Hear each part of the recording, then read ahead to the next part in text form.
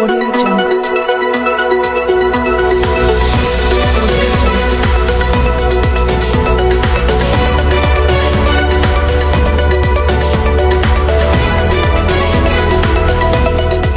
Kementerian Pendidikan, Kebudayaan dan Teknologi Kemendikbudristek Republik Indonesia menggelar workshop pendidikan sosialisasi kurikulum Merdeka di Kota Gresik, bertempat di Hotel Aston Gresik, Minggu, tanggal 4 Juni tahun 2023.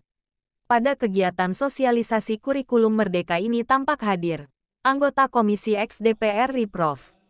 Dr. Zainuddin Maliki, MC, dan PIT Kepala Pusat Kurikulum dan Pembelajaran BSKAP, Zulfikri serta Anindito Aditomo SC, MPhil, Ph.D., selaku Kepala Badan Standar, Kurikulum dan Asesmen Pendidikan, Haryanto selaku Kepala Dinas Gresik dan para tamu lainnya. Kepala Badan Standar, Kurikulum dan Asesmen Pendidikan Anindito Aditomo saat ditemui awak media di sela-sela kegiatan sosialisasi kurikulum Merdeka mengatakan, kurikulum itu kan salah satu alat paling penting bagi guru untuk meningkatkan kualitas pembelajaran. Ini menjadi cita-cita dari Merdeka Belajar. Tadi yang saya sampaikan, Prof sampaikan, itu kita ingin menyemangati guru-guru untuk tidak ragu, tidak gamang dalam menerapkan kurikulum Merdeka, dan untuk menangkap substansinya, filosofinya.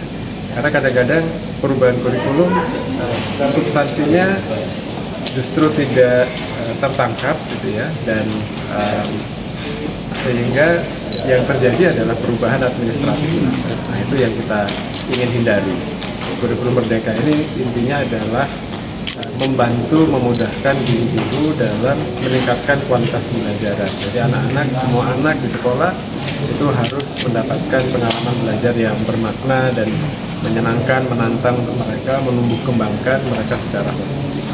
Sejauh ini apa sih tantangan yang Bapak temui di lapangan pada saat ketemu sama guru-guru atau mungkin dalam penerapan implementasi kurikulum ini? Saya keliling ke banyak sekolah, terutama di daerah-daerah yang tertinggal gitu ya, daerah 3T. Kami justru kaget karena kurikulum Merdeka yang kadang-kadang kita di Jakarta mengasumsikan wah kalau fasilitasnya kurang, ada di daerah tertinggal itu sulit menerapkan perubahan kurikulum. Tapi yang mengagetkan bagi kami, Pak Zul juga sering ikut ke lapangan intinya. Itu justru guru-guru di daerah-daerah terpencil yang selama ini mungkin tidak terlalu dilihat gitu ya, itu justru sangat bersemangat dan merasa diberdayakan karena kurikulum Merdeka itu memberikan mereka otonomi yang besar untuk menyusun kurikulum yang cocok untuk kondisi. Jadi kurikulum yang cocok untuk sekolah-sekolah di NTT, di Kaltara itu tentu berbeda dengan sekolah-sekolah yang ada di Jakarta, di Surabaya atau Gresik. Lebih fleksibel. Lebih fleksibel. Jadi perlu dikuatkan saja. Tantangannya adalah meyakinkan para guru dan kepala sekolah bahwa mereka bisa untuk menyusun kurikulum yang lebih sesuai dengan kondisinya dan kebutuhan belajar siswa. Dan alhamdulillah itu kita lihat itu ya di banyak tempat. Boleh, yang kedua? Ya, saya ingin kurikulum Merdeka ini bisa diimplementasikan sesuai dengan filosofi pendidikan yang digariskan.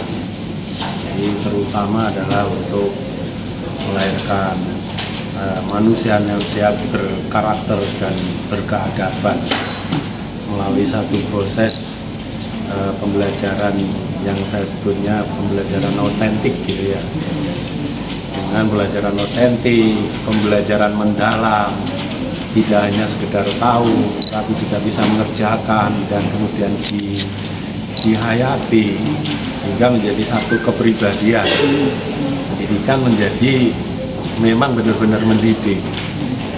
Ya, kalau pendidikan benar-benar mendidik akan berkontribusi terhadap upaya kita memperbaiki masalah-masalah yang dihadapi bangsa ini. Saya tentu saja sebagai orang politik ingin pendidikan memang benar-benar berdampak positif di dalam memperbaiki citra terutama partai politik atau politik di negara ini. Begitu banyak orang yang beranggapan politik itu kotor, ya kan, karena banyak fenomena yang memang kemudian memperkuat opini bahwa politik itu kotor. Tapi saya ingin pendidikan ini berkontribusi melahirkan upaya kita menghapus stigma-stigma seperti itu.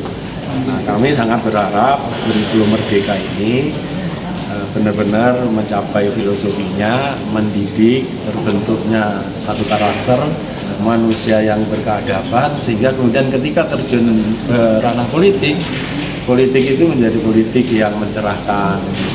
Karena politik sebenarnya adalah seni meraih kekuasaan, dan kekuasaan itu digunakan untuk menciptakan kebaikan bersama, bukan untuk kepentingan-kepentingan jangka pendek, kepentingan pragmatis, untuk kelompoknya, golongannya, tapi politik yang memang digunakan untuk menciptakan kebaikan bersama. Saya ingin sekali pendidikan punya kontribusi yang positif dalam upaya memperbaiki stigma partai politik atau stigma politik yang sekarang ini menurut saya memang surveinya itu kalau ada pertanyaan yang paling tidak memuaskan dari sekian lembaga negara, itu adalah lembaga DPR, legislatif di bawah. Nah, kami berharap pendidikan itu memberi sumbangan upaya memperbaiki supaya nanti lahirlah DPR yang memuaskan rakyat, DPR yang memang bisa mewakili kepentingan rakyat. Teman-teman media lain juga pertanyaan? Sebagai bentuk dukungan Dinas Pendidikan Kabupaten Gresik, maka tahun 2000 pelajaran 2023-2024 ini semua sekolah di Kabupaten Gresik sudah menerapkan.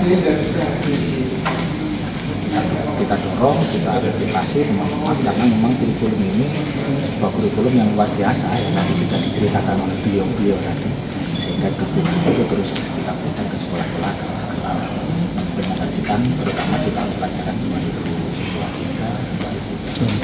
Tercatat ada berapa sekolah Pak yang sudah mendaftar kurikulum Merdeka di tahun ini? Kalau PSP-nya hampir 140. Yeah. Kalau yang sekolah yang berminat untuk ikut kurikulum Merdeka? Nanti tahun ini semuanya, tahun pelajaran Ada berapa 2023. sekolah Pak? Ada informasinya Pak? Kalau sekolah ya hampir 600. Lagi ya, Pak? Oke, cukup. Terima kasih.